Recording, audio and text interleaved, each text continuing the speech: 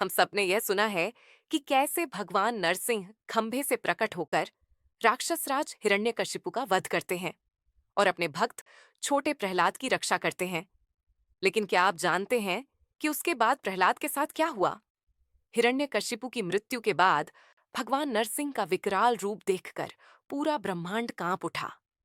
देवता भी पास आने की हिम्मत नहीं कर पाए। तभी छोटा प्रहलाद फोल्डेड हैंड्स के साथ प्रभु की स्तुति करने लगा और उसकी मासूम प्रार्थनाओं ने भगवान का क्रोध शांत कर दिया। नरसिंह ने उसे आशीर्वाद देकर कहा, तू इस राज्य का राजा बनेगा और तेरे राज में धर्म और शांति फैलेगी। इसके बाद राक्षस कुल में जन्मा प्रहलाद धर्मप्रिय और आदर्श राजा बना। उसके शासन में न्याय, करुणा और भक्ति का वास हुआ। लोग सुख शांति से रहने लगे, फसलें लहलहाने लगीं और प्रजा निडर होकर जीने लगी।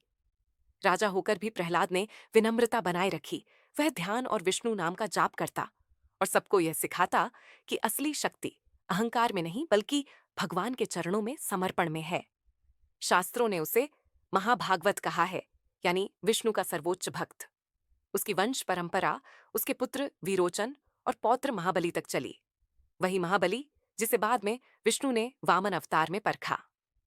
जीवन के उत्तरार्ध में प्रहलाद ने राजकाज छोड़कर खुद को पूर्ण रूप से भक्ति और साधना में लगा दिया और अंततः अटूट भक्ति और धर्मनिष्ठ जीवन के बाद मोक्ष प्राप्त कर सदा के लिए भगवान विष्णु के धाम में विलीन हो गया।